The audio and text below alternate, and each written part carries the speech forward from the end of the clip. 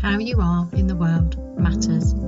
Overwhelm is inevitable and optional. It's time to listen up and make it optional for you.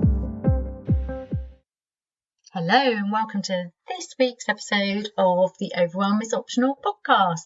So, if you're really overwhelmed or you've been following me for a while, you might be thinking, why have I never got enough time? Because we never have enough time, right? I mean, there's lots of reasons for this, but if you're like me, you want to live this big, full life, so there isn't enough time, right?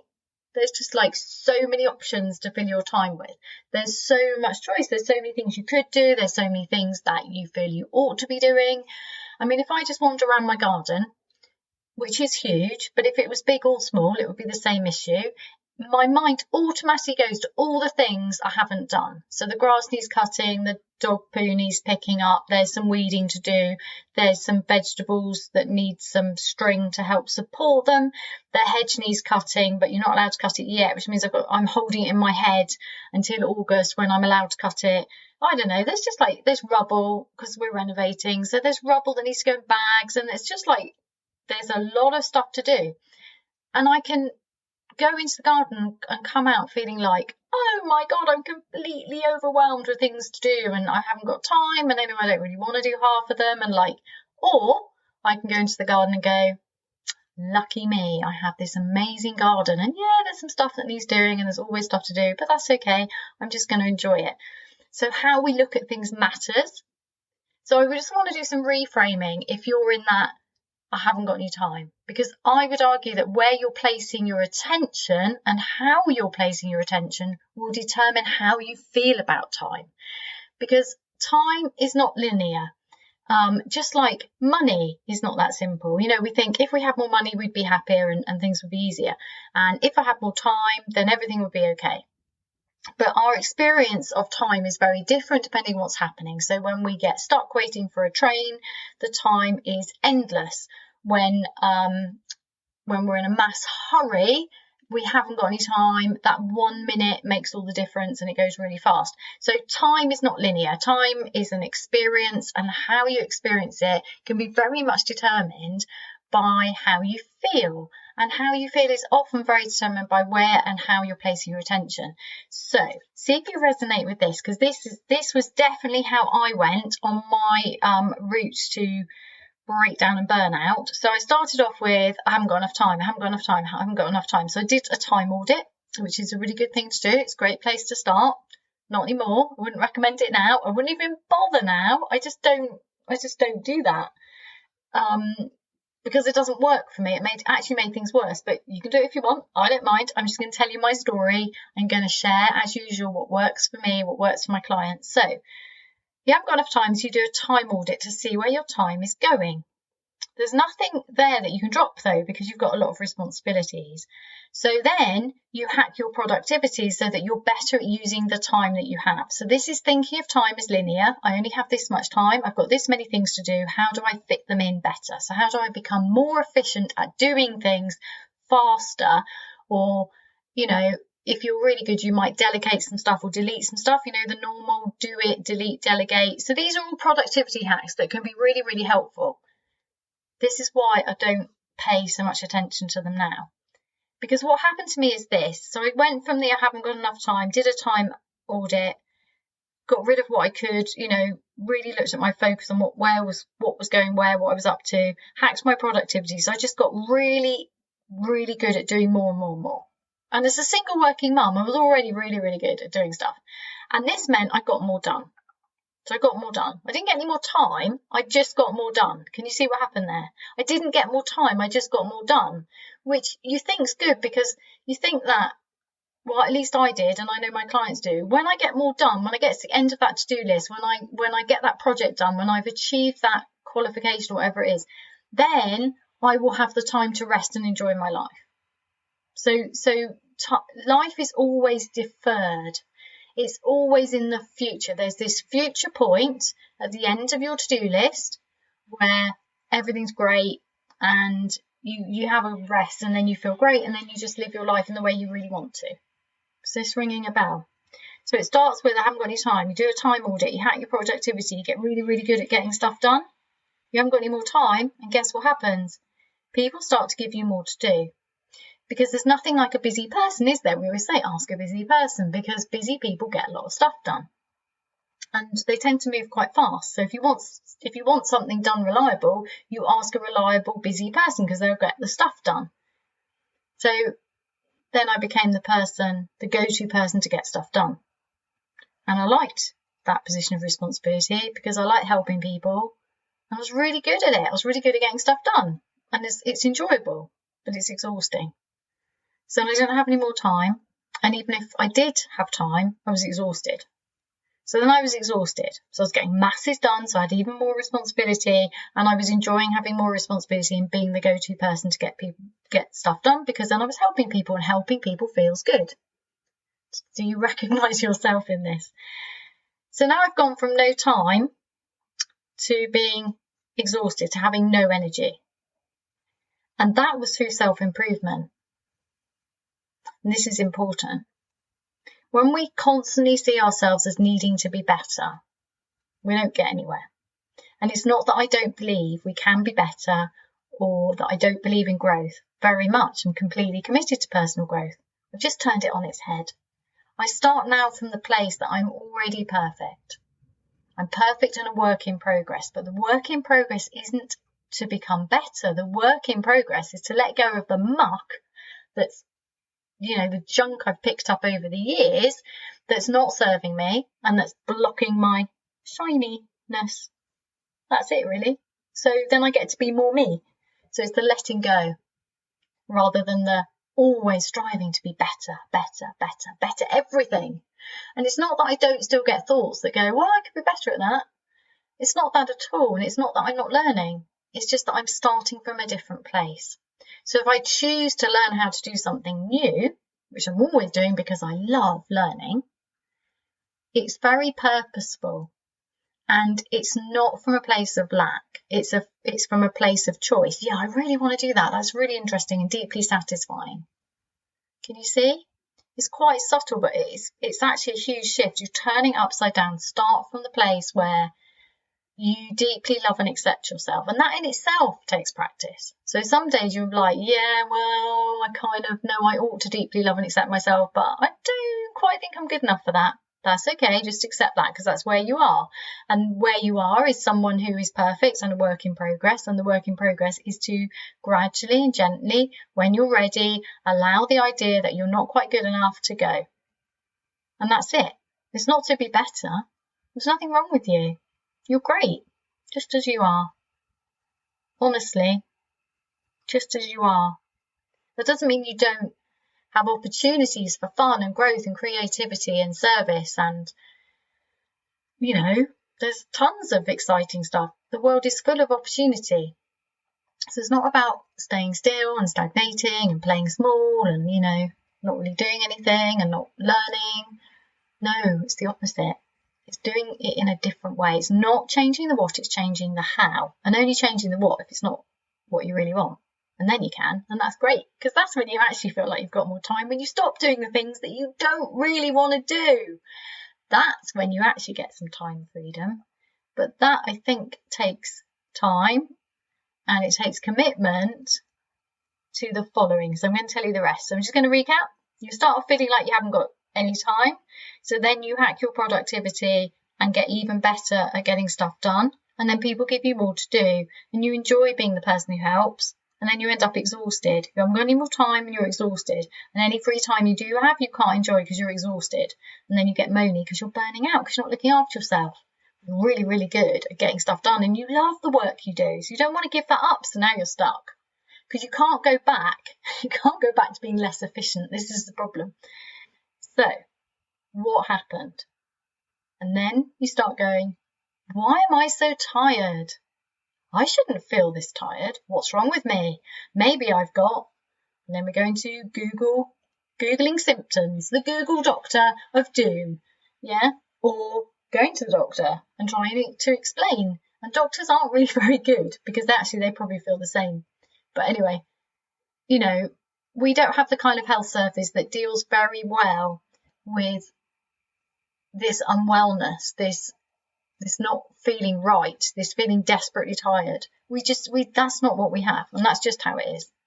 So it doesn't work. So then we haven't got any answers. So then we're like, well, there must be something wrong with me, because that person over there, comparing yourself to somebody else, is able to cope with all of it. So what's wrong with me? Maybe I'm getting old. Maybe this is wrong. And then we try and fix ourselves. So then every symptom from our body becomes a problem to solve. And then we get stuck in our head and we're not listening to our bodies.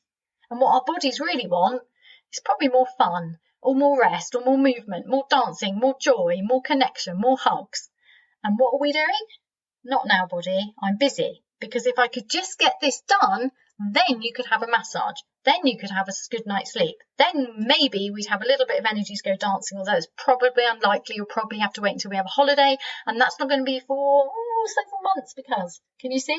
So then there's this real disconnect between our bodies and our minds, where the mind's just like, well, my body's becoming increasingly inconvenient and it's just not helping me get anything done, and now I'm just going to have to get even better at getting things done, because I just don't have any energy. And then I've got to, I can't go and have that appointment to look after my body because that doesn't fit into my day, so that'll have to be delayed, and then and everything becomes this whirl. Well, it certainly did for me, this whirl in my head of how can I solve this problem of my body, which is starting to break, but in really not big enough ways to take time off work or to slow down. I can't really justify, I can't go to bed any earlier because I'm already going to bed too early, so I don't really have an evening. and this isn't fun. And this started from, I don't have any time, and then it moved to I don't have any energy, and now we've got this constantly stuck, feeling tired, exhausted, and lethargic, just like, well, what's the point? Because I'm getting lots done. I can't stop doing any of the things I'm doing because I'm too overwhelmed to work out what to drop, and I don't want to lose anything because I've worked really hard, and now I'm stuck, and I'm not very happy, but I don't know what to do. So there's no good answer to this. So then you start hacking like more stuff. So you can hack your energy by hacking your diet. So for me, I did a lot of diet hacking, and I love this stuff. So that means I was geeking out, cramming my brain with even more information about diet and exercise and all of this kind of stuff. And that made a huge difference, actually. I did feel a lot better. But I couldn't sleep because my mind was worrying, because I was actually under enormous stress, but didn't recognise it. Just didn't recognise it. I just thought, I accepted the fact that I was in a very stressful profession. Everybody else was stressed. I thought I was coping better than other people. It wasn't very good for me. And I thought I was coping with the stress. And I thought that I was recovering in non-work time. I was so wrong. But I was in the kind of toxic environment where you're expected to go to work when you're not well. You're expected to keep going regardless. And that's really common and really sad, because it's just no way to live. It's just not right, is it? Feeling that knackered all the time. It's just wrong. It's just not good for anyone. But anyway, it's pretty normal. I'm sure that you can relate to this. So anyway, I hacked my diet. I hacked my sleep. I hacked everything I could. And then I ended up with this really strict routine. And it worked. So if I followed my strict routine of diet, exercise, sleep, and my, productivity goals during the day, then I could get through the day without losing anything. And it works, but it's not much fun because it's just so strict. And also you can't maintain that strictness because life isn't like that. Life is uncontrollable. So then there's the inevitable storms, the big ones and small ones. And then if anything knocked me off my strict routine, then I would miss out on sleep, and then I couldn't cope because everything was so pressured that without sleep, I really couldn't cope. And then I was getting closer and closer to this edge of breaking, feeling like I'm going to lose I'm going to lose myself at work in some way. I'm going to let somebody down. I'm going to cry, or, and that wasn't acceptable to me. And it wouldn't have been acceptable. I would have lost a lot. In fact, I did in the end. And it's no good. So I was really, really trapped by trying to solve the problem of myself, from trying from treating myself as a problem rather than as a perfect being who just needed to let go of this constant need to be better, to be good enough, to be worthy. It's almost like I was trying to earn my space on the planet by being helpful and useful. And I think there's a lot of us doing that, and I just think it's really sad because it's upside down. And we don't need to earn our space. I do believe we all have something to give, but I don't think we need to earn it. I just think that by being it ourselves, that is our gift to the world. When we are really ourselves, when you love and accept yourself, it's so good for you, but it's also so good for everybody around you. Don't you love being near somebody who just seems to be at ease with themselves, who's like, yeah, I don't like that, I like this, so I'm going to do this. Not in a selfish way.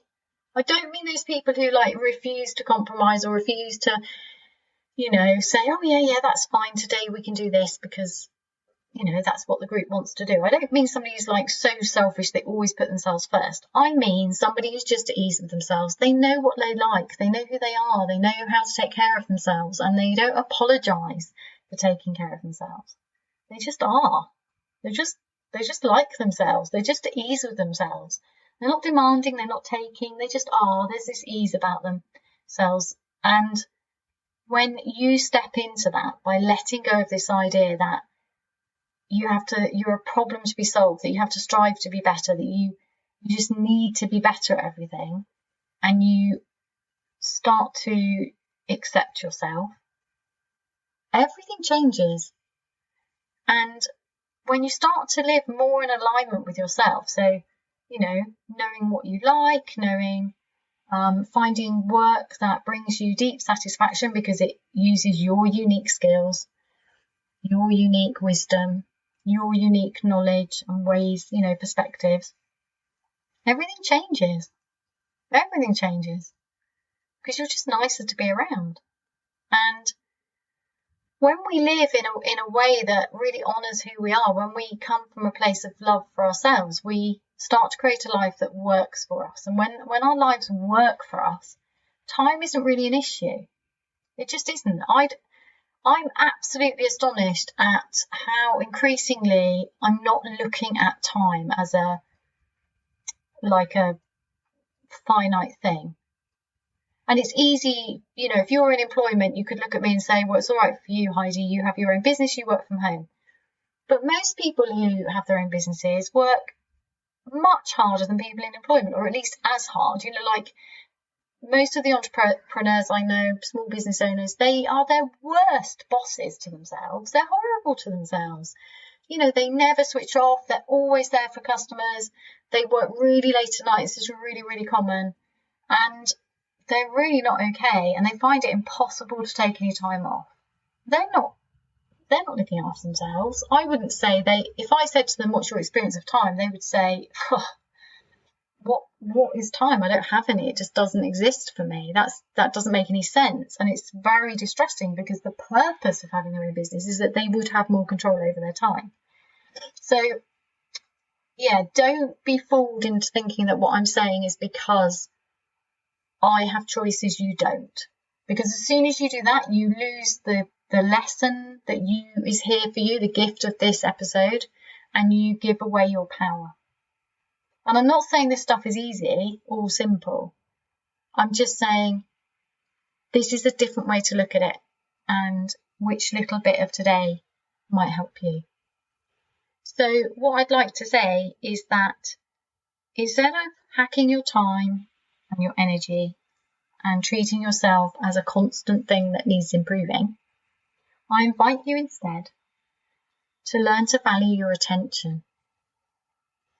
Because just like when I was wandering around my garden this morning and I noticed all the things that needed to be done and then chose not to worry about them because I was deliberately moving my attention away from everything that needed to be done, and I came inside to work. And I'm still aware that there's stuff to do out there, but it's not nagging at me because I know, especially with my garden, I actually think of my garden as like life. It's like I wander around the garden and get all of these little insights and metaphors and creative ideas.